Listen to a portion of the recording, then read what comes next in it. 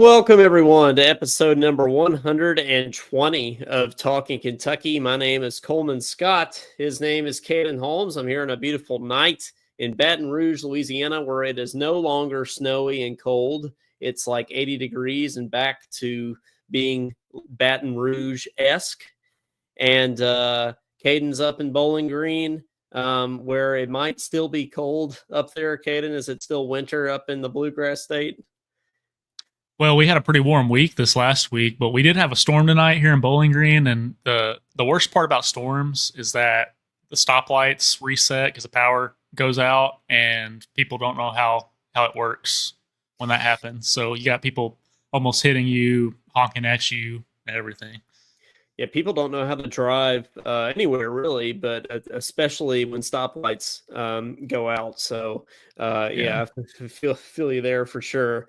But Caden, as I was sharing our video to the various UK groups, Facebook groups that are out there, I noticed that one group I'm now in. I don't really know how, but I'm in a group called Tuba Lovers on Facebook, and I didn't know that I was a tuba lover. Well, do you love the tuba?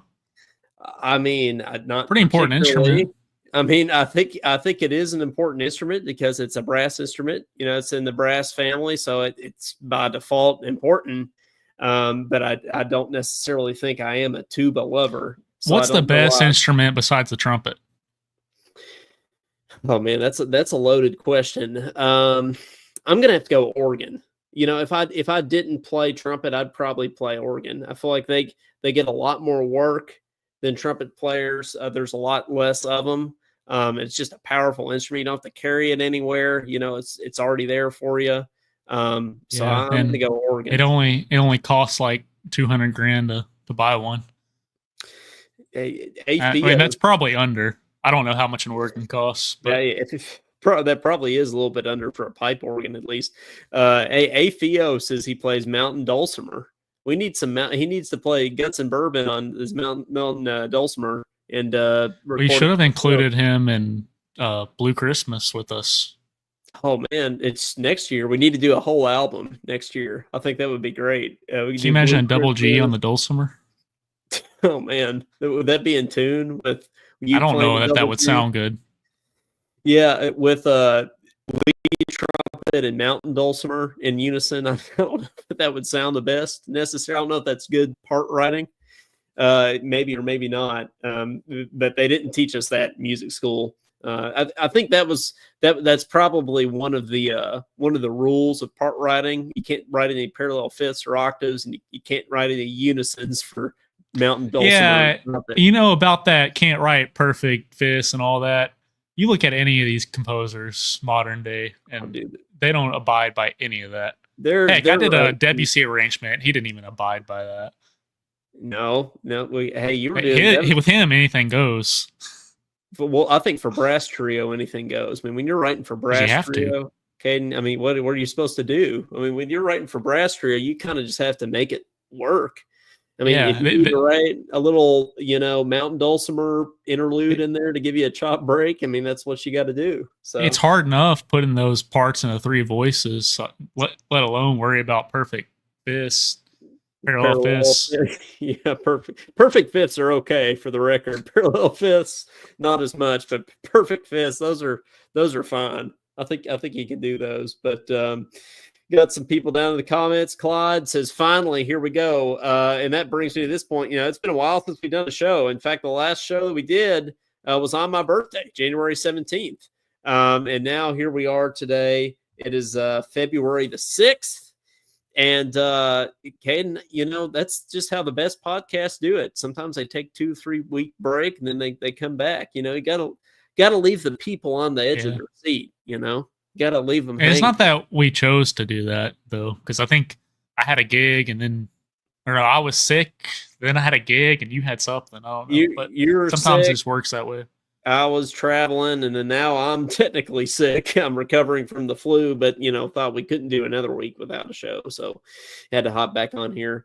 And we got Madeline down in the comments. Theo, we've already said. And then Josh Hart is present.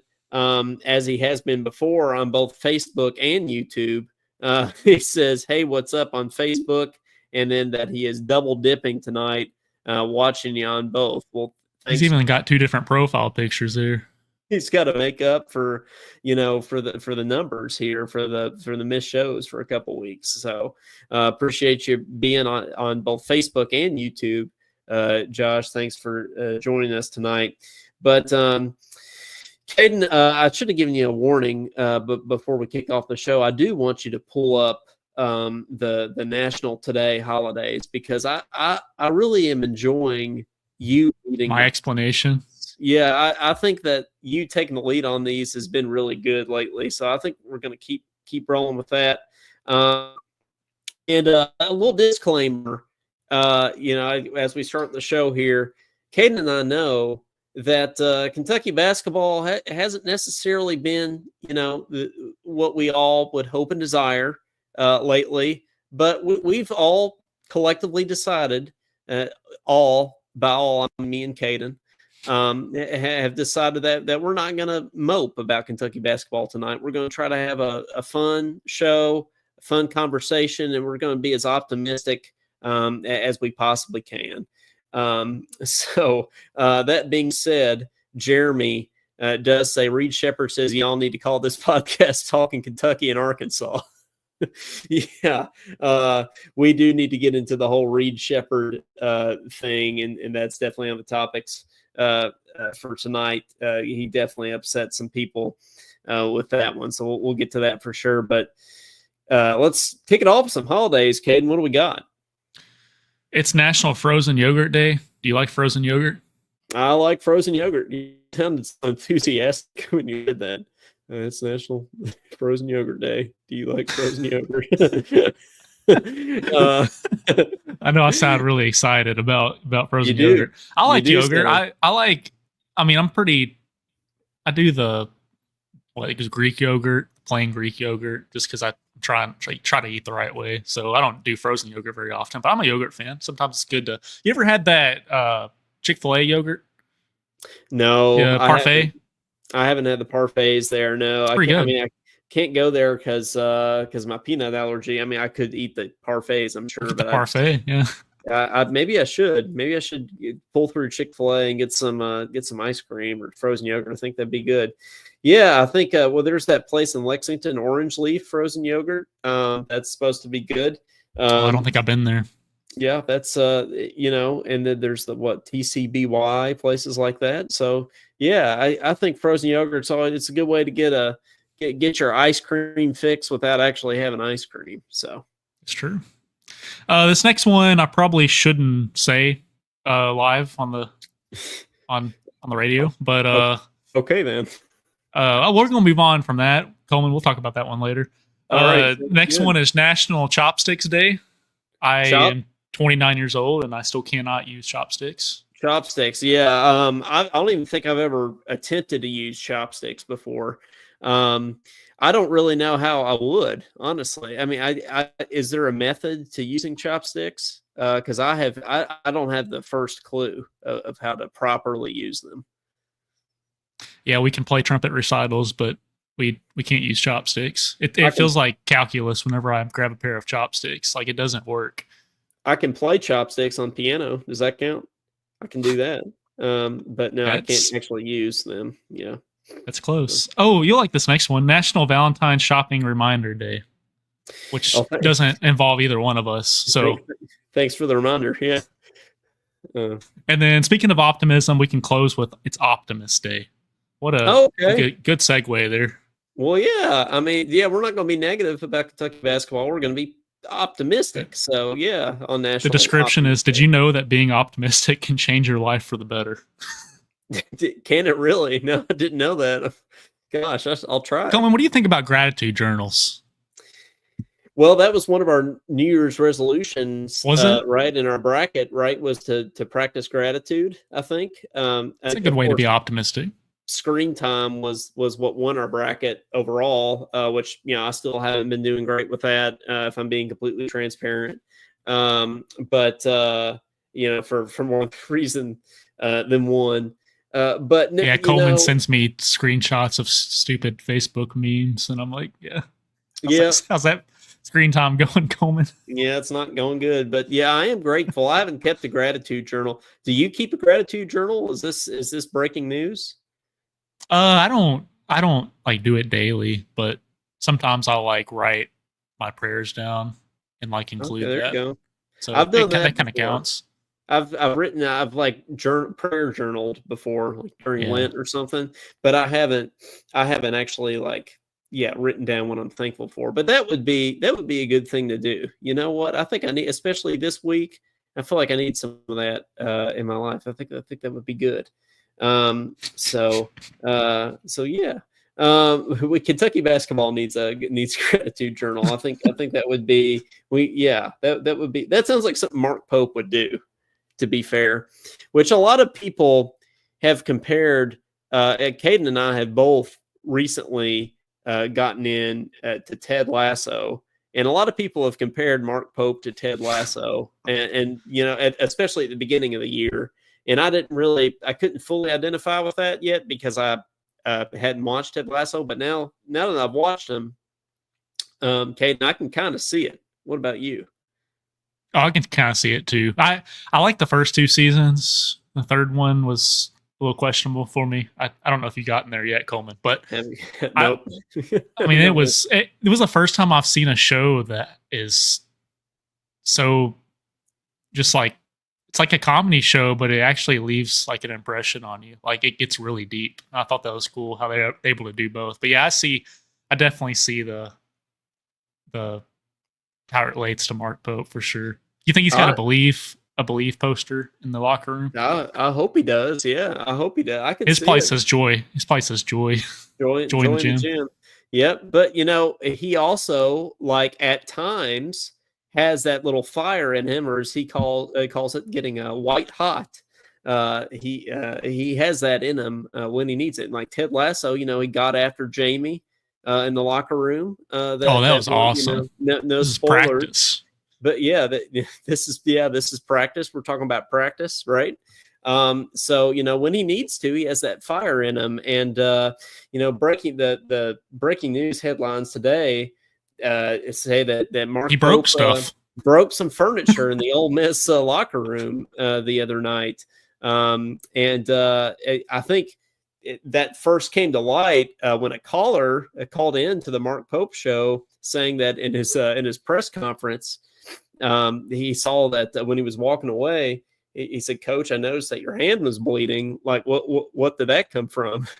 And Pope was like, "Well, my man, I think you're paying a little too close attention there. But yeah, let's just say that some furniture may or may not been broken or completely destroyed." I'm shocked he said that. Like he was In honest the about locker it to room. him. Yeah. So does that surprise you that Pope would go that route? And he said he pulled a little Coach P by doing that. I mean, does that surprise you at all? I think he's got that fire in him. You see how he reacts to some of the awful calls by the refs sometimes. Like sometimes he can get at them. He doesn't do like Cal does the entire game, every second screaming at Valentine about one of his calls, but Or yeah, just fill in the blank. Name any of them. Yeah, LP calling. Yeah, But I can see him doing that. Every once in a while. I just imagine this dead silent locker room. These players just like with their heads down, and Mark Pope comes in there and just breaks the table. Did you ever have a coach? Got their attention? I would say it did. Yeah. Did you ever have a coach like even in like middle school days or anything like that would throw things or break things? Did you throw have chairs like Bobby Knight? Yeah, like Bobby Knight, throw stuff. Are you accustomed to that? I don't think I did. I definitely did at every level. Whether it helped or not, I don't really know. I mean, I've never had a trumpet teacher that is broken anything in front of me, at least maybe after a lesson. But I feel like that doesn't necessarily help all the time, right? Like I think one thing that Pope mentioned is that like it can be helpful, but only like in certain moments. Like if you're doing it all the time, if you're breaking stuff and throwing stuff all the time, then it doesn't really help at all. But if you wait for the right moment, then it's like Ted Lasso. Like when he does it, it's for a reason. It's like calculated.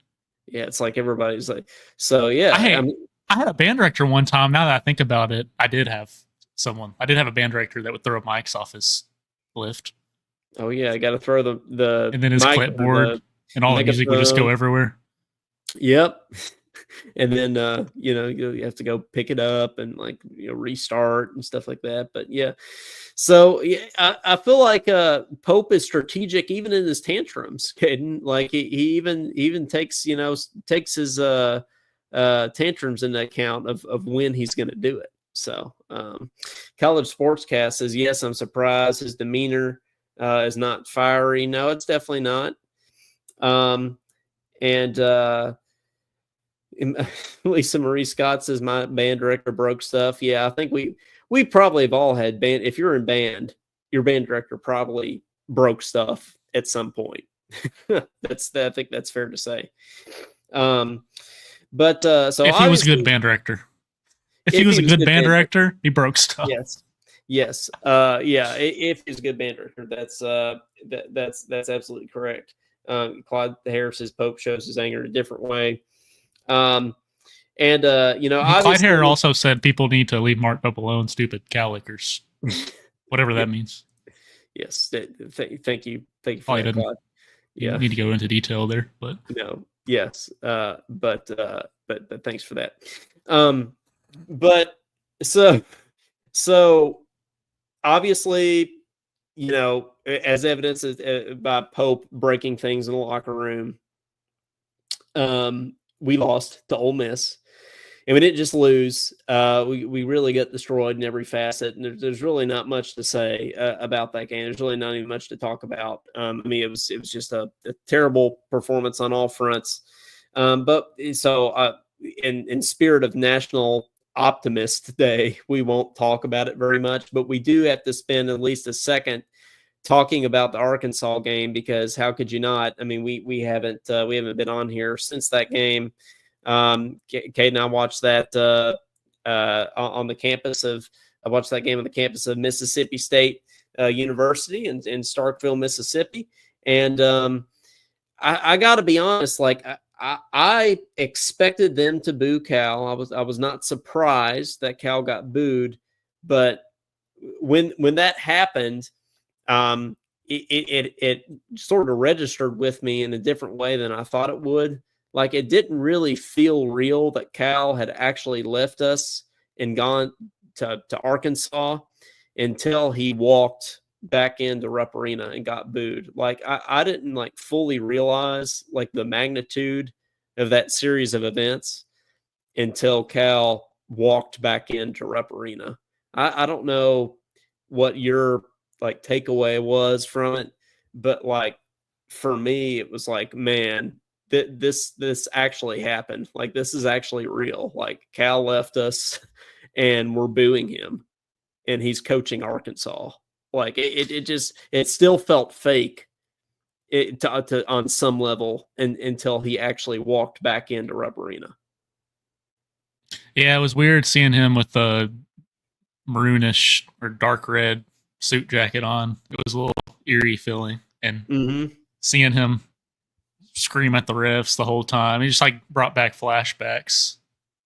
And he was on the opposite side of the bench that he usually was, or in the floor that he usually was when he was coaching for us. So it was a little weird. He even made a comment in his. I saw a post-game clip. He said to his team, "Yeah, I had to look up a few times because I thought we were down." Yeah, I thought we were in say Kentucky. I thought we were Kentucky. That was kind of sad to hear, but yeah, that was sad to hear. But I mean, I thought like I would be all fired up to beat him, but honestly, like in that moment, I felt a little sympathy for him. Almost, sympathy is not really the right word, but I felt like, that he was still like kind of a part of the Big Blue Nation a little bit. Like, man, he's still like, we're going to welcome him back here one day, and he's still like a part of the team. I think we will. I can't completely alienate him. Like, I'm not like glad that they won or anything like that, but you know, I sort of wasn't as upset about the loss as I thought I might be. Like I was just kind of like, well, good for Cal. He won. You know, let's move on. You know, I didn't think it was as devastating as I was anticipating it might Oh, be if we I'm lost. devastated. Well, I think it is devastating. I think okay. it's bad, but I do think we'll welcome him back like we did Rick Pitino one of these days. But We it's will. the first time you can't expect everyone to just cheer for him the first time coming back, especially after it ended. And I'm not gonna bash Cal or anything. He did great things for the university, but in this moment, it's like first time coming back. You're going an opposing coach. You're gonna boo him. That's just part of the game. Madeline said, I felt sad for him. Yeah, I mean, I don't feel sad for him now that he won, but I think when he walked in and we were booing him, I kind of did feel a little sad for him, and I didn't really I expect that. If I'm being completely honest, I did, but I didn't really expect that. To be I wish he honest, would have retired here. yeah, Then that would there have would have been been no best. boost. There would have been no boost. Yeah, I mean, he did it to himself, but it does just kind of Yeah, suck. that's true. He did do it to himself, but it also got so negative for him. Rachel said he had no sympathy for us. He was ready. Yeah, but I mean, in the post game, okay. Now I don't know how much of his post game press conference you listened to, but He was positive talking about Kentucky. yeah, he was, and he was a very gracious winner. He said that Mark was doing a great job. And he said this is one game, and for anybody that thinks this is anything more than one game, you're crazy. Yeah, I almost felt like he So, was our coach again when he was talking like that. yep, yep. So I mean, it leaves me with mixed feelings. But I almost think like for a portion of our fan base, like it makes it worse. Like if we had won, I feel like the whole Cal saga would have kind of been over because it's like, okay, we won the breakup, We but might play him in the tournament, SEC tournament. we might play him in the SEC tournament. Yeah, I know, but I think that'll be even worse, to be honest. Like, I mean, like, can you imagine like the pressure on us, like after having lost to Cal, and I honestly like the distaste for the people that still kind of hate Cal or have a dislike for Cal. I feel like it's going to be even stronger now because he beat us. Yeah, we just need Creasa and Butler back. I think it's gonna make it. It's not gonna fix everything, but it's gonna make a huge difference. Do you know the timeline on them?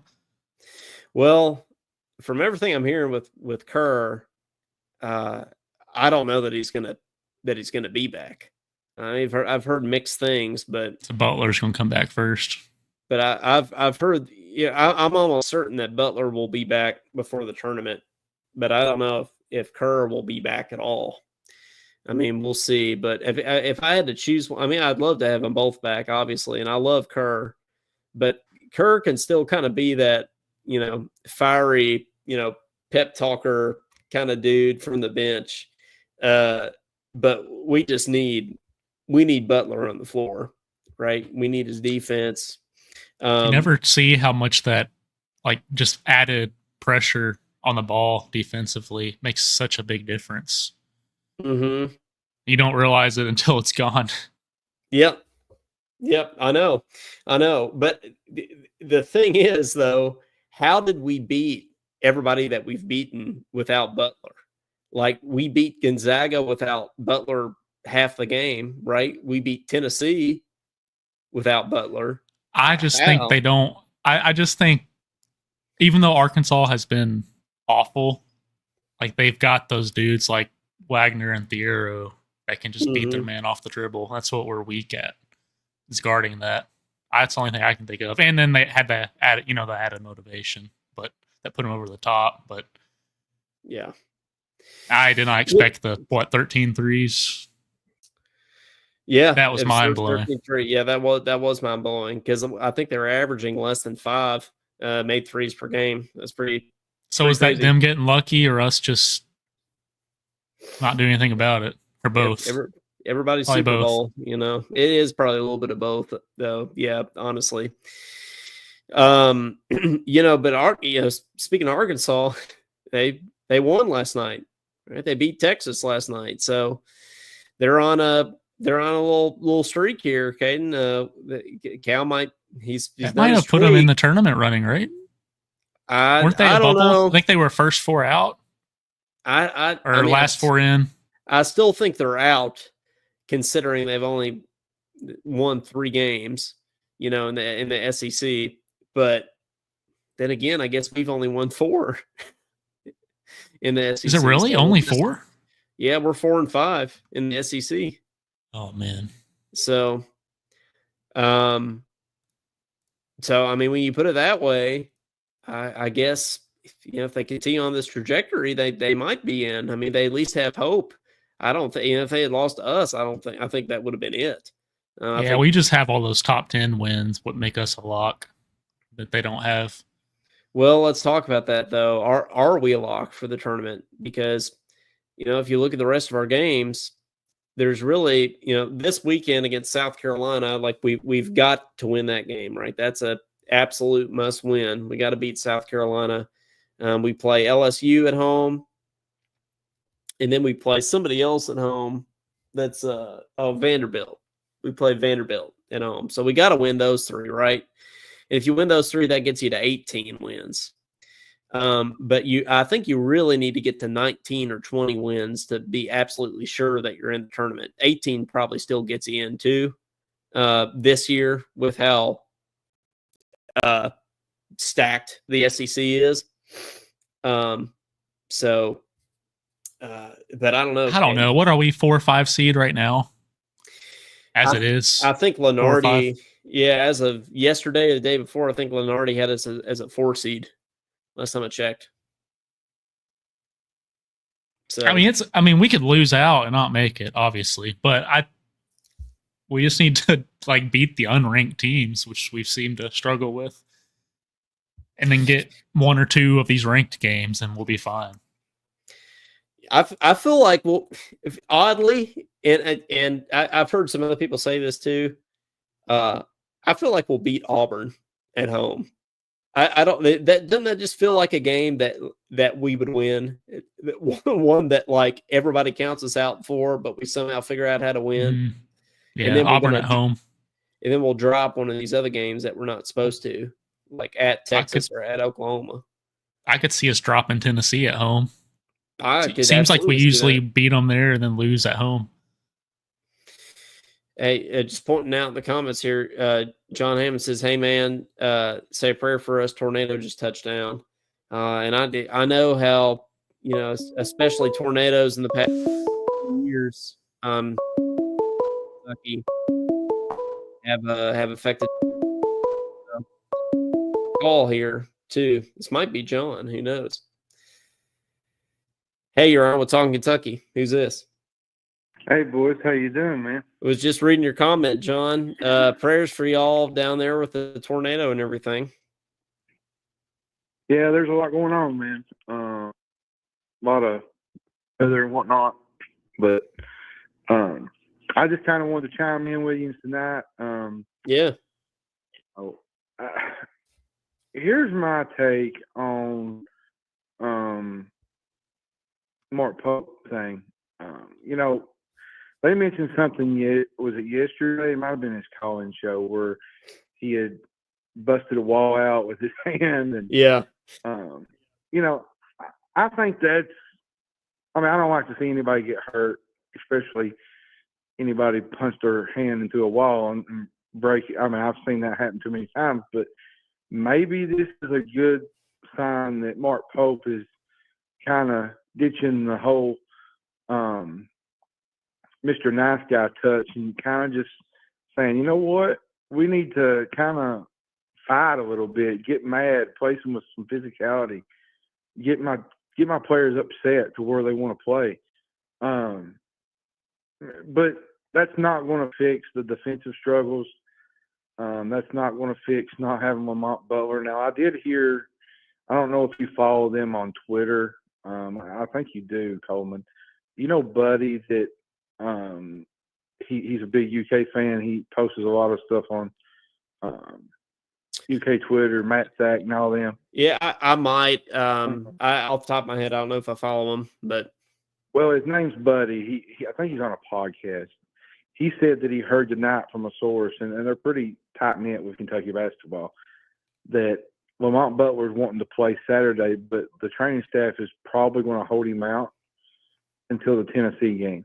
So it sounds like Butler might be back before this Saturday and next week. Well, that would certainly be big help, man. Like that's when things change. And to be honest though, and Caden, he's probably not going to be 100%. But if you can get a little bit out of Lamont Butler, not even like, I'm not saying 80, 90%, but if you can get him to where he can play a little defense, drive, kick, do things that he normally does, I think it would change our team quite a bit. Yeah, I mean, now we did lose with him at Vanderbilt, which that wasn't a lot on Butler. Butler had some bad mistakes. He dropped the ball. They took it away from him. But people don't realize when Butler's in there, he's a totally different player with this team, and it's a totally different the way they run things offensively and defensively. Yeah. And with this team healthy, I think they're a Sweet 16 team at best. And maybe with the right draw, you probably get maybe an Elite Eight, depends on who you draw in the first couple of rounds. But I say that to say this. I know a lot of people said, I made a comment the other night that I was disappointed in Mark Pope in Kentucky, and I think people don't realize what I was trying to get out in my post.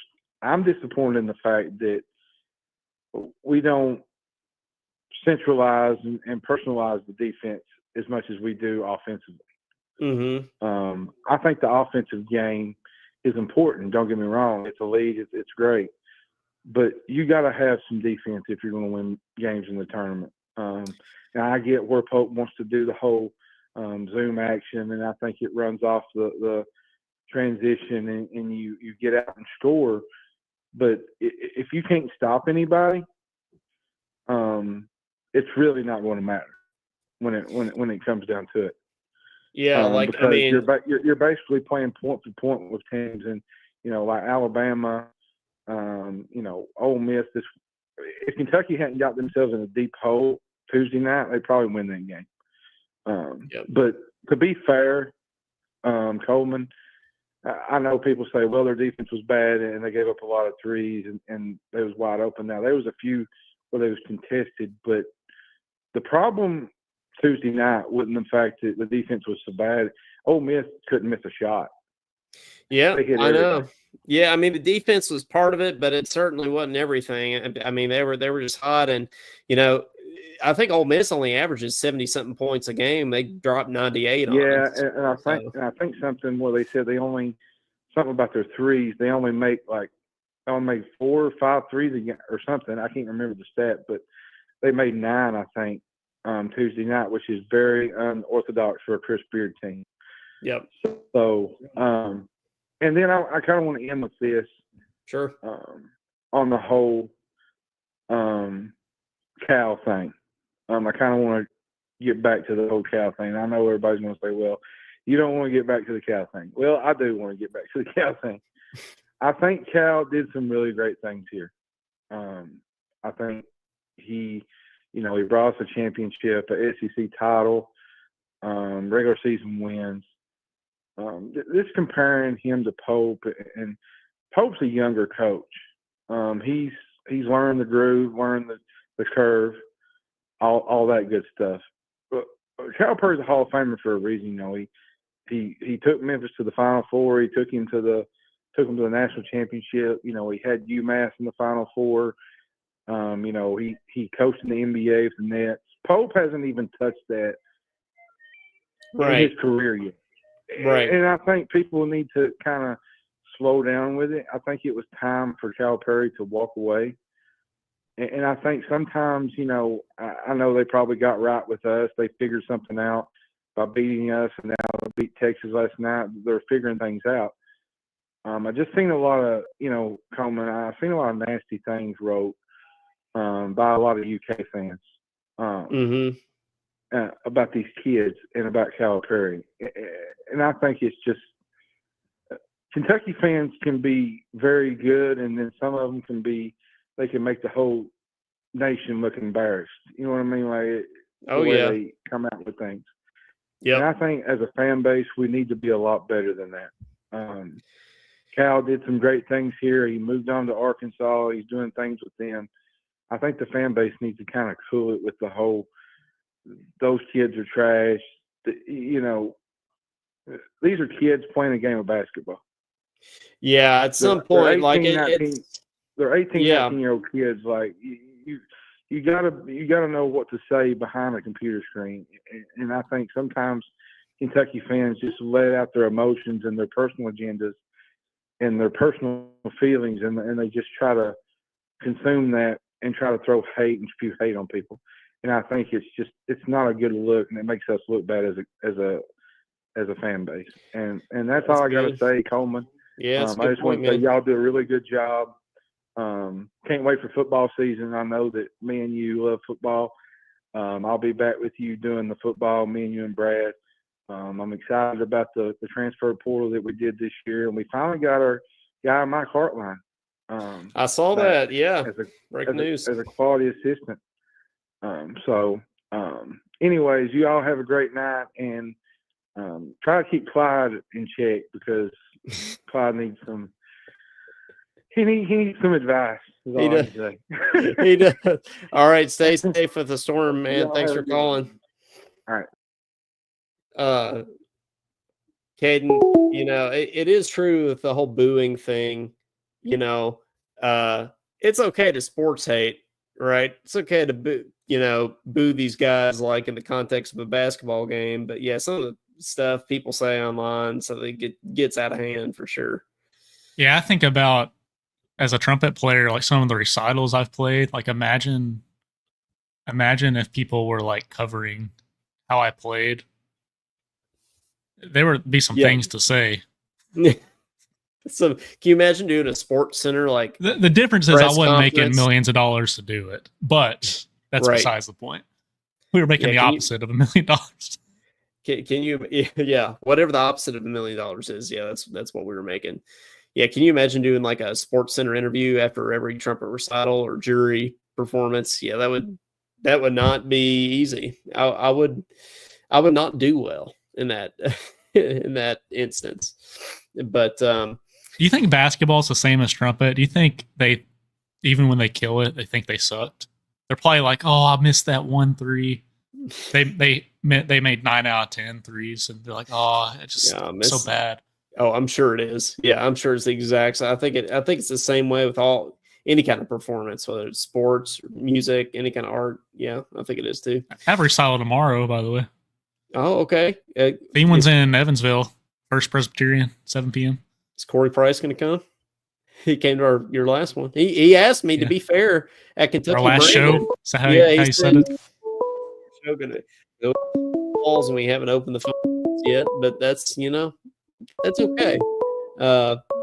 Still unplanned sequence of events tonight. You're on with Talkin Kentucky. Who's this? I didn't realize y'all were even doing calls because we're not. We weren't. Okay. Oh, okay. Okay. Because like John called, and I was like, wait, they opened up the phone lines. So I was like, well, all right, I guess all this. But I didn't see the number pop up on the screen, so I was like, are they really doing calls right now? Because it's kind of too early in the show for y'all to do calls. That's right. Yep. No. Well. Yeah, it's like too early. But how y'all doing? Yeah, we're doing good, man. We're doing fine. Glad to be on here. It's been a minute since we've done the show, so we're just glad to be doing one.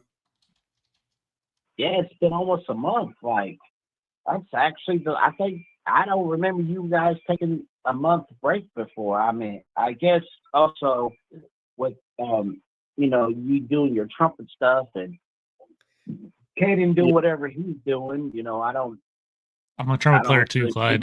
And obviously he doesn't. Yeah, trumpet stuff. But I tell you, this past Saturday night, man, was just absolutely I mean, first of all, being around the Kentucky fans was fun. But so as the game started, when we got to the Chaos Bar and Grill around, we got there around 6:50, I think.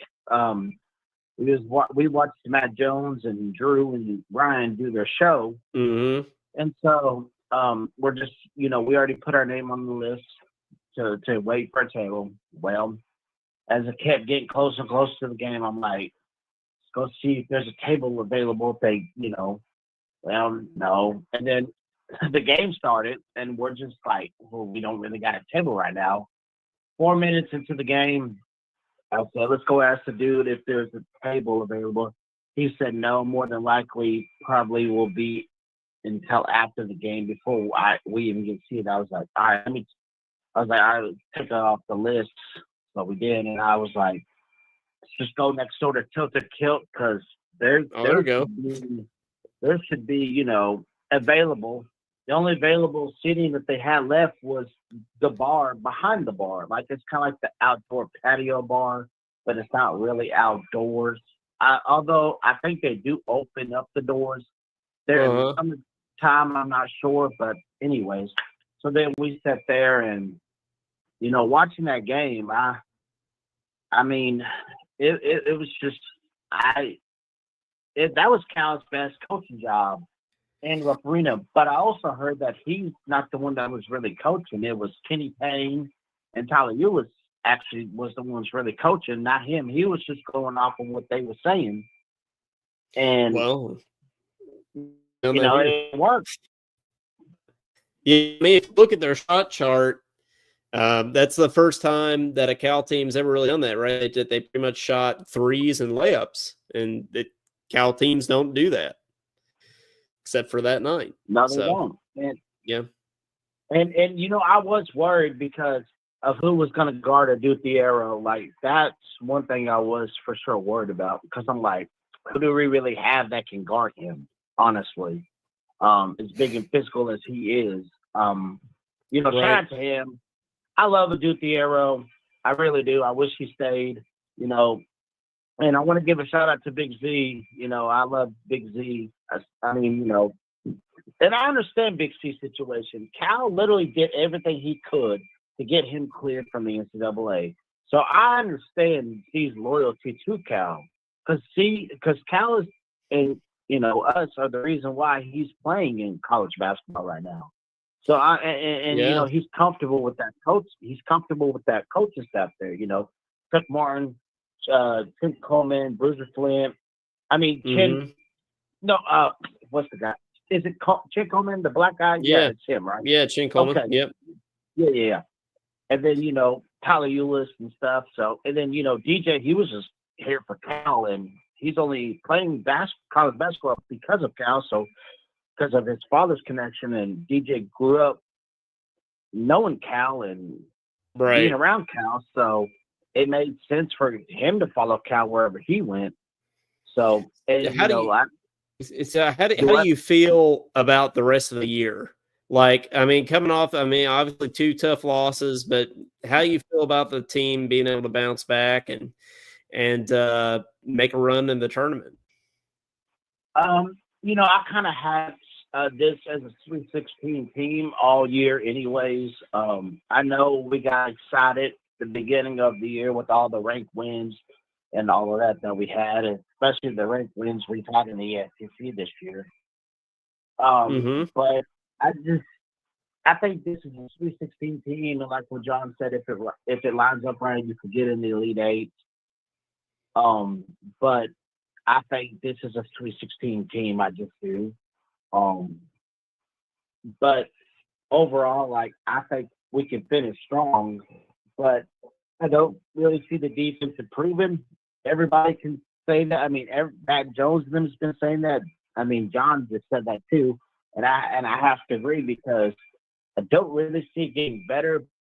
Maybe it can get a tad bit better, but what John said about Lamont Butler coming back maybe next Tuesday, that will help. That will help us on the defensive side, just because Lamont's a defensive workhorse.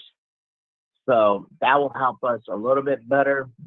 Especially against Tennessee, you're going to need that, and it's at home in Rep. Hopefully this Saturday is our last game without Lamont for the rest of the season. Yeah, hopefully so. This South Carolina team ain't no joke, man. They've had a lot of close games in the SEC. They're 0-9, 10-12 overall, but they are not that bad. I mean, they've had a lot of teams down to the wire. I mean, literally. And they've had a few injuries along their side. There's no excuses. Right. But they almost beat Auburn. They had Auburn literally. They led most of that game against Auburn. Well, we got to win. It's like we got to win it. It's like when, yeah, I mean, it's definitely a must win on Saturday. But, man, thanks for calling in as always. And hey, we'll bounce back from all this, and we'll. I think we'll get Lamont back. I think we can make a decent run in March. All right, can I get my score and my MVP real quick? Heck yeah, score an MVP. Wouldn't be a Clyde call without that. Right. I'm going to go 93 to 84. I think I'm going to go with MVP. I think I'm going to go with Amari Williams. I think he'll have a double-double. I'm going to go 14 points and 10 rebounds. And a couple block shots. I think. There you go. So, not a triple-double, but I think he'll have a double-double. There you go. All right, y'all. All right, man. Y'all be Thanks careful. for calling in. Absolutely. I'll be in the chat. Okay. Caden, did you know that Amari Williams had triple-double the other night? You say triple-double? Yeah, triple-double against Ole Miss. Did you know that?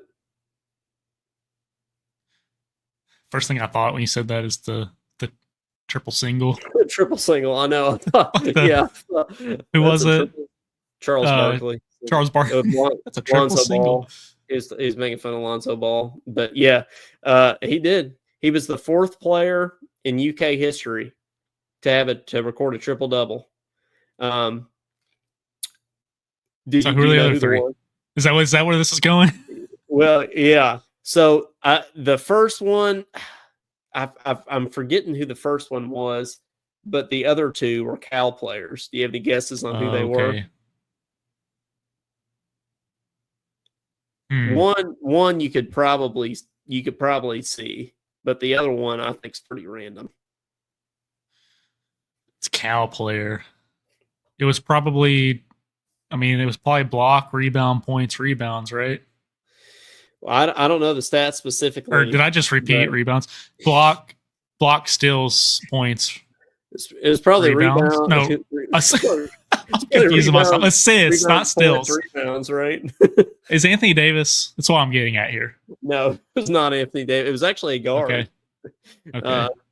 It was Oscar Way. It would be rebounds.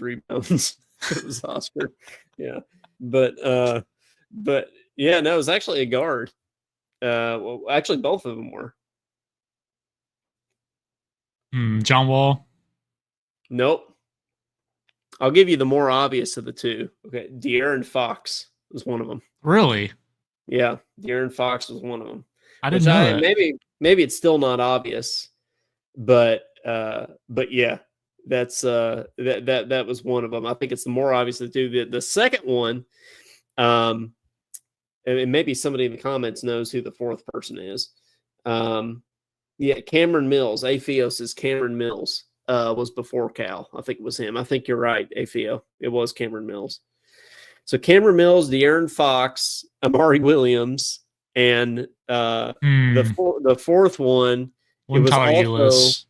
Now, the one Tyler Ulis. It was also recorded at Ole Miss, by the way, which is kind of random. Wouldn't. Oh, gosh. It's tough. I'm just trying to think of the Cal guards. Yep. Think mouth guard. What, point guard or shooting guard? Point guard. Yeah, you say mouth guard? Yeah, I think mouth guard, mouthpiece. Yeah. What are you talking about? Oh, were they playing with their mouthpiece or something? Yeah. We've had players do that. You're gonna kick yourself when I tell you. So point guard. Mm-hmm. Okay. I'm going blank on John Calipari point guards. Really? Isaiah Briscoe. Yeah. Remember his That mouth really guard? surprises me. He was always chewing on his mouthpiece. You remember that? There was even a Twitter account named Isaiah Briscoe's mouthpiece. Afios is stocky guy. Yep. Yeah. Isn't that so random? I mean, what a random foursome, right? You have Cameron Mills, De'Aaron Fox, Isaiah Briscoe, and Amari Williams. Those are the 4 triple doubles. I wouldn't have. Yeah, I would have guessed more big men versus the guards. But let's talk about that. So is there a player that is that is as good and bad at the same time as Amari Williams? Oh, I'm not gonna bash the kid. It's not like, well, no, I don't think he's bad. Like, it's just like he had a triple double the other night, and we didn't even know it. Like, we didn't even realize it. Like, Amari is like, watching him. I mean, just like when you watch his jump shot and stuff, it's like, oh man, like that's not a pretty shot, right? But then you look and like he, against Arkansas, didn't he have 20-something points? Yeah, I feel like he hits more free throws than what we realize. Yeah. He just holds that. He just takes his hand off the ball and holds it in his left hand for a little too long. But at the same time, have you seen how many times he's gotten to shoot extra free throws just because he screws with the defense? Yeah. So maybe he does it on purpose. Maybe they're telling him to do that. Yeah, maybe he does. But so many times he's missed the first one and there's been a lane violation. He's got to shoot again and hit it. It reminds me, there's some dude in the NBA who's like that. Can't think of who it is at the top of my head, but Luka. Well, it's not Luka, but speaking of trades. Yeah. What do you think about that trade? Luka and it's AD. And what are the Lakers doing trading Dalton Connect away too? Yeah, I mean, like what? I got a text from Cody Peevler this morning at like 4:00 in the morning that said the Lakers are idiots or something like that. And I was like, what'd they do now? And yeah, sure enough, it's trade Dalton Connect. So I thought it was the Mavs that lost out on that deal. Oh, right? yeah. It wasn't Luka. Luka was their cornerstone. Yeah. Yeah. I mean, 100%. I mean, he must just have been a locker room issue. I would think. AFIO says, I'd hate having to shoot free throws on NBA 2K with Amari. Yeah, that would be like the little thing that like goes up and you got to press X again. Like it would just be like almost no time. It would just be like for Amari on there. He is, I mean, honestly, probably our best point guard right now. Because we don't have one. Yeah. That is crazy that he's kind of running point sometimes. AFIO also says, do y'all think there's any chemistry locker room issues at all, or is it literally just not as athletic in the SEC and we're hurt? No, I definitely don't think there's any locker room issues going on. I don't sense that at all. What about you? I see frustration on the court, but I think anyone would be frustrated when they're getting beat by Arkansas. So yeah, I'm not gonna turn that into locker room rumors. Yeah, no, I don't think it's chemistry or locker room. But we aren't very athletic, obviously. But I mean, we just got to have a point guard. Like when we have Lamont, our offense is a well-oiled machine, right? And my one complaint, Caden, I probably have more than one complaint, but my biggest complaint is why aren't we taking more threes? Like we aren't taking as many threes as we used to. Right? Pope said we need to be taking 30 to 35 a game. We're only taking in the low 20s, I think. Yeah, we've gotten completely shut down the last 2 games, though. Yeah. Yeah, we have. I want Brea taking more threes though. Yeah, when Brea, he needs to have the green light from half court. Honestly, when Brea plays well, we win. I mean, it's. Yeah. I think it's that. I think Imagine it's that. When Brea plays well, we win for sure. But Amari Williams growing on me though. I'm gonna be honest. Amari Williams growing on me. He is because whenever other people like aren't trying, he's like going for these rebounds and getting tips back to the 3-point line for us. And yep, no, he's growing on me too. I give him a tough time, but no, he is obviously, but yeah, he is growing on me too. Kane, we never talked about on our last episode, like, you know, a month ago or whenever it was, about the scarf on your car. I feel like we needed to bring that up. It's still in there. It's still in your car. Okay. I want an update on the scarf. So, you know, if you listen to our show any amount of time, you know that oftentimes it seems like a trend that people leave things on Caden's car. And so when we were in Lexington for the Florida game, somebody left a scarf on the passenger side of Caden's mirror. I don't think it was a girl this time. Yeah, probably not. But so we were Googling it, or I was Googling at least, trying to figure out, like, you know, is there any can this kill me? Yeah, any meaning, like, is this attempted murder? Like, what's going on here? So I don't know if anybody else has ever had a scarf just left on their car in the parking lot, but Caden has. So Caden, you tell me it's still in there. It's still in your car. It's a nice scarf though. I'm scared to touch it, but I might bring it in and wash it and actually use it one day. There you go. It was a nice scarf, right? Yeah, it's a really nice scarf. I'm sure it wasn't cheap. Yeah, I'm sure it wasn't. Yeah, it's good luck because we beat Florida with it. So it's good. Josh Harp says, "Can I call in?" You know what? Yeah, now that 2 people have called in, we should probably open up the phone line. So, yeah, Josh, we definitely want to hear from you. So, yeah, Josh, you can definitely call in. Yeah, what color is that scarf? Is it like black? Okay, it's black. Or it was maybe dark gray. I can't remember. It was night when I picked it up, not knowing what it was, if it had fentanyl on it or not. Well, it's in the floorboard in the back seat right now, so I'll go look and see what color it is. Yeah, nice. Wash it while I'm at it. Yep, I think that would be good. Yes, we'll get a Josh Hart call here, and then I've got some to close the show. We'll talk about some Super Bowl prop bets. Caden, I know, obviously. I'm not even the biggest NFL fan. I know you're not either, but do you usually watch the Super Bowl, or are you just kind of like, yeah, whatever? If I get invited to a Super Bowl party, I'll watch it for a few minutes, but just me, no. Gotcha. Well, we'll get into that after Josh's call here, but you're on with Talking Kentucky. What's up, Josh? Hey, what's up, guys? How are y'all this evening? Doing good, man. Back on doing the show. Yeah, it's been a while. It's been a lot going on in January between winter storms and heavy rains. And I know January felt like the longest month ever. It felt like January was like 87 days. So, yeah. Yeah, and February is just as cruddy.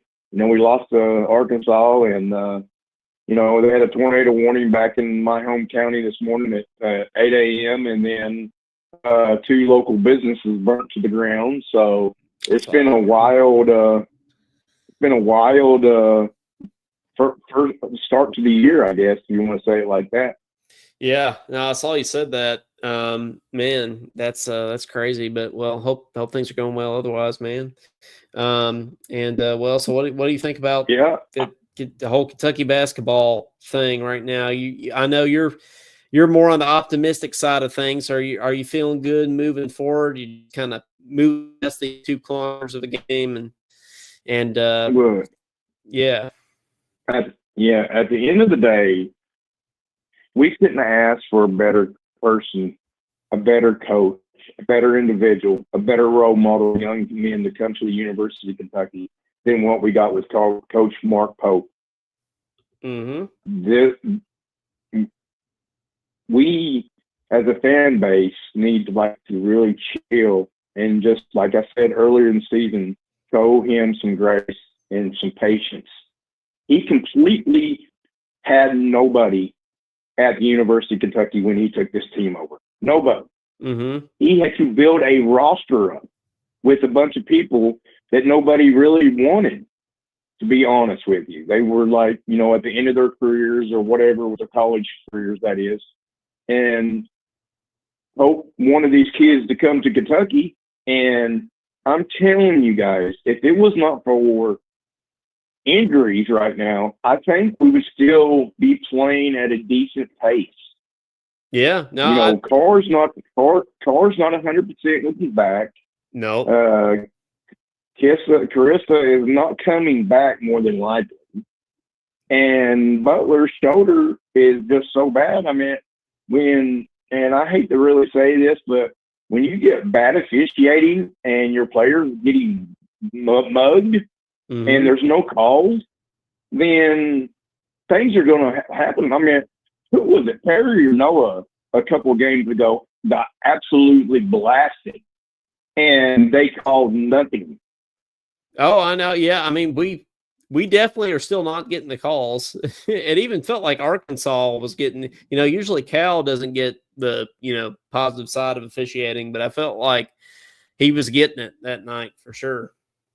What really upset me more than anything, if you want to boo Calipari and the kids one time, then boo them. Boo the heck out of them.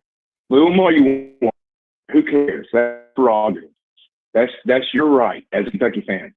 But they booed them the whole damn game. Yeah, every time he got the end when they was kicked. Every time Wagner got kicking our butts. Yeah. Yeah, Wagner or Big Z or Sierra, they booed them. And all that did was make them mad and made them want to beat us even worse. If Kentucky fans would have just booed them at the beginning and they just focused and cheered for the team, maybe the result would have been like that. I don't know. Maybe it still would have. But when you sit there and you boo your opponent constantly, because when the game was pretty much in hand and it was still like 10 minutes to go in the game and it was over, they were still booing. I'm like, you just need to shut up. And it just really bothered me. And then they get on social media trashing these kids. They're kids. They're young men. They're still like, what are you doing? Like, I was so embarrassed with our fan base the other night when, like, we need to be better. And it was really sad and kind of pathetic.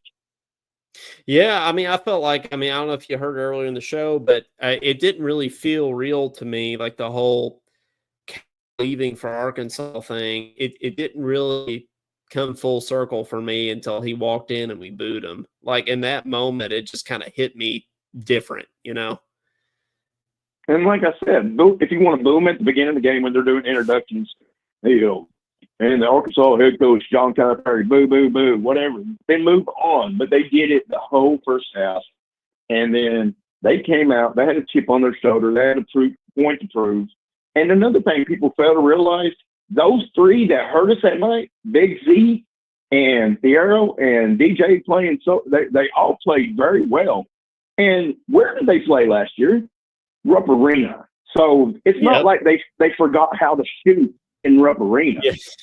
Yep. Or they were intimidated or anything. Yeah. No, you're exactly right. So well, man, thanks for hopefully we can turn it around and right the ship. Getting Butler's going to help. I wish we could get Carissa back, but like I said, like you guys think, and I do too, and so many others think, he's probably not coming back, and that really hurts. Mm-hmm. Hopefully Carr can get his back worked out. But, if we make it to the Sweet 16, that's a very positive thing. It is. Our program. Everybody's talking about, I don't think we're going to make the Final Four now. Well, who ever really thought we were going to make the Final Four in the first place necessarily, right? So nobody really, honestly. I always joked about going 40-0 and we're going to win the national title. But honestly, I really never had no expectations. He's got to build. Yeah. He's got to build his program the way he wants. He wants kids to come here and play for the University of Kentucky, play for the front of the jersey instead of the back of the jersey. And that's what I love about Coach Pope. He is such an amazing person. He has kindness. He cares about his kids. You know, like you said earlier in the show, you know, I don't know if it's true, but you know, there's rumors that he bloodied his hands up by punching some furniture in the locker room. And if he did that, that just shows you how bad he really wants to win and how bad he wants to win a championship for the University of Kentucky. If you really just need to quit being so negative and so nasty and so ugly. And I mean, the world's ugly enough. Let's just enjoy what we have. We have a better coach, and we're moving forward in the right direction. Wise words there from Josh Hart. We feeling good about this weekend, man, against South Carolina? I think we get back on track. Is it home or at South Carolina? It's home. Okay. Yeah, it's home. I hope we can bounce back. I'm still going to watch. I'm going to root for my guys no matter what. I'm bleed blue to the day I'll die. So hopefully we can. We just got to take care of the ball better and make sure we're rebounding the ball better. And we got to hit free throws too. I mean, we can't be missing. We can't leave points out there that's free, you know. And so I think we will. I think we'll bounce back and beat South Carolina. But you know, I just hope that, you know, the fans really just relax a little bit and just, you know, feel that what we really do have and such a good person with him and his family and the love he has for the University of Kentucky. And I just, you know, I'm grateful that Coach Mark Pope is here and not the other guy from Baylor, because can you imagine how boring this team would be if we had that Drew guy from Baylor? I mean, my goodness. I definitely think in the long, you know, we made the right decision on the coaching front for sure. I don't, and like even Cal said, you know, the Arkansas game, it's one game, right? It's just one game. That's all it was. So, it was just another game in the thing. The media, I'll let you go on this. The media makes the sports media, especially Matt Jones, that he's an idiot. He made such a big deal about it, and they talked about Calipari and booing and this and that all week. That's all they did was talk. And that's all it did was lead up and put so much pressure on our team. So when they came in and Arkansas was like, well, you know what? We ain't got nothing to lose. Everybody thinks we're going to lose, so let's just go in here and play lights out. And Kentucky came in tight, nervous, and the end result is we got thumped at home. Right. By players that are good. Yep. So it was just a sad day. It's in the past, and all we can do is look forward to a better days with the University of Kentucky. And like you said, and like I agree, Mitch Barnhart made the right decision, the perfect choice for the head coach at Kentucky. And eventually he will hang the banner at Rupp Arena. Yes, I completely agree, man. Well, thanks for calling in as always, and we will talk to you again soon. Stay safe. Yep. Go Cats and God bless. Go Cats, God bless. That was a good thing to say there. But APO says I saw Pope's last presser after Ole Miss, and some of the fan base is tearing him up. This is what happens. A year after piecing it together, he did himself no favors beating those ranked teams early. Yeah, but Pope set the expectations pretty high. Yeah. It's okay to love Pope and hate to lose, though. Yeah, like it is. And that's how he is. He doesn't want us to be okay with losing because this is Kentucky. Right. So it's one thing just saying Pope sucks, because obviously he doesn't. He's a very intelligent person. He's a person for the job, and he's going to get it right. But it's also okay to be very disappointed in losing to a bottom feeder SEC team. So it's my 2 cents. I agree. And I think Pope would agree. I think he would too. Because he beat the crap out of some furniture, which shows he agrees. Yeah, by definition, he agrees. Well, there's all kinds of, I know you mentioned you've gone to some Super Bowl parties in the past, Caden, and there's all kinds of things to watch for in the Super Bowl, and there's all these prop bets now for the Super Bowl. These are actual things that you can bet on, which I don't recommend doing because there's no rhyme or reason behind any of them. They're all just stupid, so you're really just risking losing money, but they are fun to talk about nonetheless. Nonetheless, here, well, first of all, you can bet if the coin toss is going to be heads or tails. 50-50 shot there. I don't really know how you set odds for that, to be honest. But this one I think is really interesting. You bet the over under on the national anthem length. So Super Bowl 58 last year was 102 seconds with Reba McEntire.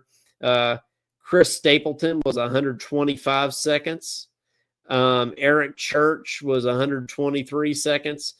This year, I think it's the New Orleans person this year, as John Baptiste.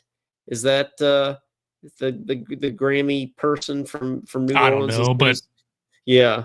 That's I don't know, but if you listen to some of their stuff, I feel like you could have a pretty good idea on how the link's gonna be. Well, I think it looks like the over under is 1 minute 58 seconds for the So if you had to pick, Caden, over 118 seconds. I guess so. Yeah, 118 seconds. Would you go over under that? Now the over is hit 3 of the last 4 years. I think I would go over, knowing that this dude's like a New Orleans guy. He's going to take his time. Yeah. I think I'd probably go over. Now you could also bet, will the singer forget / miss a word? Yes is plus 500 odds. No is minus 800. I'm going to go no on that. And then another fun thing, will a player cry during the national anthem? I feel like that happens almost every year. A player cries during the national anthem, right? So I think I would probably go yes on that. That's for sure. You can bet on the Gatorade color dumped on the winning coach. Now the odds are in favor for purple. It's usually green. Well, I think the color of the Gatorade or the container of the Gatorade itself. Okay. Yeah. So apparently the Chiefs like purple Gatorade. So the past 2 times they won the Super Bowl, it's been purple Gatorade, and so people think the Chiefs are going to win. So the purple is in the front here, but there's also like purple orange, or blue. Yeah, orange, blue, yellow, green, red, and clear. I go with blue for the heck of it. Yeah, I mean, you go Cats, why not? But I do think that's funny. It's like wait and watch the whole game and then not react to anything except when the Gatorade is dumped. It's like, oh yeah, it's purple. I think that would be funny. The top contenders for the very first Super Bowl commercial, is it going to be Doritos, Bud Light, Pepsi, DraftKings, or Apple? I feel like Doritos always comes in like pretty hot during the Super Bowl commercial, right? Isn't there always like a really entertaining Doritos commercial that pops up? I think I'd probably go to Doritos. Whichever one's gonna be the first one. Is that what it was? That's what it's saying. Yep. Probably either that or DraftKings. It's like DraftKings everywhere. There's the Budweiser commercial with the horses and the puppy. Yeah, there's always those too. Those are always good. So odds for what celebrity will appear in a commercial first? We got Taylor Swift. Who cares? An option. That it's not on here, but I'm sure that is an option. Can I write that in? I'm sure you can. Like how you can write in a vote-in candidate for president. Yeah, Taylor Swift, Peyton Manning, Kevin Hart, and The Rock are choices there. I'm sure there's all kinds of Taylor Swift all over here. You can. Kevin Hart's always in it. Kevin Hart's always in it, but Taylor Swift will be at the Super Bowl because her boyfriend is Travis Kelce's, Great. but playing for the That's- Chiefs. So yeah, I can tell Where's you're really interested. Where's the media? Here's mine. He was drafted. Like a lot of emotion they have. So same like me. Stay and shake David Stern hands. So that's crazy. I can feel it now that I'm NBA now. So, but I think a couple months I'm gonna feel it. Well, that's great. I need to create a short version of that. It just says, "Oh, it's great." That's what I was. great. That's what I was expecting, and then I get this whole rant from this European dude. Yeah, that's okay. He was draft. Once I start, it's too late. Had to commit. You committed to it. Yeah. You can bet on if Travis Kelce's going to propose to Taylor Swift at the Super Bowl. So there's that, and then probably the one that I think is the most interesting. I actually think you'll think this one's cool too, Caden. Is who will the MVP thank first in their interview? Their teammates, God, their family, their coaches, or the fans? Well, thank God. I think normally they would thank God, right? Yeah. I think that's the most popular one, but I think a close second would probably be the teammates, right? If I had to rank those in order, I'd probably say God, teammates, coaches, fans, family. I don't think anybody, I'm not saying that those things are in order of importance in that order necessarily, but I think family is like nobody comes on the microphone and says, "Oh yeah, I'd like to thank my brother-in-law for this Super Bowl." Well, they'll thank their mom. They usually thank their mom. Oh, well, if that counts, then yeah, I think that makes sense. So, but yeah, I'd probably go. I think God's to say. Actually, God is the second most likely at plus 200, but teammates is plus 150. So, but we'll see. What was Josh saying? Speaking of him, he was happy that Trump was going to be in attendance, so they might break up. Something like Travis Kelce. Oh, President Trump's going to be in Trump. Is he a Trump fan? I have no idea. Breaking news. Speaking of politicians, did you know that Ron DeSantis was at the Florida game with us? I had no idea that Ron with DeSantis us and Bobby Perry. Yeah. Yeah, we just were walking through the foyer of Rupp Arena. We passed by a dude on a cell phone, and Caden said, "That's Bobby Perry." And I said, "Really?" Yeah. He said, "Yeah." I would have went up to him if he went on the phone. I felt like that would have been rude. Bobby Perry. Like other people were doing. That one person went to him and fist bumped him, remember? Oh, yeah, that's right. Would you have fist bumped Ron DeSantis? Why not? I don't know. Why not? Yeah. Go up to him. And, I probably wouldn't have even recognized him because I would never think, oh, Ron DeSantis might be at this UK game. It's not a thought that goes through my mind. You know who might be at this UK game? Ron DeSantis. Yeah. I don't think that's something that popped up in my mind either. But, I think we've accomplished a lot in this episode, Caden. We sort of had some group therapy time with Kentucky basketball. I think we're rightly optimistic now moving forward.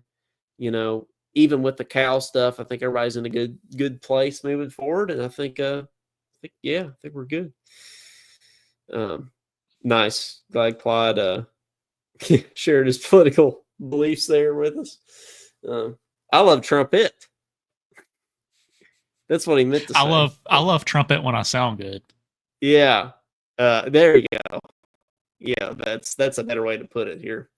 But well, Caden, what are we calling this episode? We call it Talking Super Bowl, since we're everybody's Super Bowl and the Super Bowl's on Sunday. But I'm up for any options here. Talking what was the holiday? Oh wait, you know what we need to do? Talking yogurt. What? Theo says, "Is there a place to get Talking Kentucky gear like Caden's had?" Well, Theo, there is. If I don't know, Theo, I don't know. Not the hat though. I've still got one hat left in stock. I Oh, I thought you were out. going. I thought you were going to mention our merch store. Oh, I am. Yeah. This hat is not on the merch store. But I do have limited one. edition. It's limited edition, but I do have one right now. So Theo, if you're down, let me know, and I could send you a hat. Yeah, there is a merch store. I don't know if you have Facebook, Theo, but if you go to our Facebook page, our merch store link is pinned to the top. But I could probably hunt you down and send it to you as well. But do we have that link handy anywhere, Caden, that we could pop in the comments? I'd have to look it up. Maybe we could pop it in there. Since I go to our website. Yeah, or our there Facebook. You go. That's right. We have a website. I forgot about that. Yeah. So sometimes we forget these things when we don't do shows for a while, but so Caden's looking that up, but while he's doing that, I think just to round out the show here, talkinkentucky.wordpress.com/merch. Oh yeah, and Josh could speak to the hat, right? He has a hat, and he says, "I love my hat." So Josh has got that going on. My mom's waiting on her coffee cup I need to send to her. So what were you saying, Caden? Oh, I was just gonna second that coffee cup is awesome. The one that's at the top of that link. Yeah. Theo. We haven't tried all of these because we only got a couple of the of the samples, but yeah, that coffee mug is pretty sick. Well, yeah, Theo, let us know. Yes, I don't. Theo, I don't know if you have what's our email? Don't we have an email? We do. What's our email? It's. We're so good at this. we could. Yeah. Well, Theo, you could email us and say that you want a hat, and we could hook you up. TalkinKentucky@gmail.com. Oh, there you go. Okay, who came up with that? It's better than bluegrass podcast at gmail.com. TalkinKentucky@gmail.com. Yeah. Hey Theo, just there we go. Yeah, that's in there twice now. But yeah, send us an email, and yeah, we can hook you up with that. So. Yeah, and Josh is talking about the stickers. He says the stickers are nice, very, very durable. His stuff is from the Patreon, though, so it's a little different. Yeah, that's true. That's true. But, well, now that we gave our spiel about our merch store, what were we saying? Talking yogurt? Super Bowl? I don't even remember. What did we say the holidays were? Talking optimism. Yeah, you also said there's one that you can't mention on the radio. Yeah, probably can't title our episode that either. Okay, so we won't do that. You said it's frozen yogurt. You talking said positivity, optimism. Talking optimism. Yeah, talking optimism. Is that good? Did we want to do that? Talking Luca. Talking Luca, yeah. I think we just mentioned him once the whole episode, but we could do that. Talking Dulcimer, that could be a good one. Oh yeah, because Theo plays Mountain Dulcimer. Yeah, let's do that. Talking Dulcimer or Mountain Dulcimer. I don't know the difference. There's probably a difference. Let's do Mountain Dulcimer. Yeah, I'll get some clicks. That'll be good. Well, for Coleman Scott, for Caden Holmes, for Theo, and for Mountain Dulcimers, this has been episode number 120 of Talkin Kentucky, and we'll probably see y'all next Thursday. We'll try not to be gone a month this time. We'll try to get back on our weekly shows here. So hopefully we'll see y'all next week. and beat South Carolina. SEC doormat, South Carolina. One fan held. It's valid. Yep, that's valid. All right, see y'all later. Go Cats.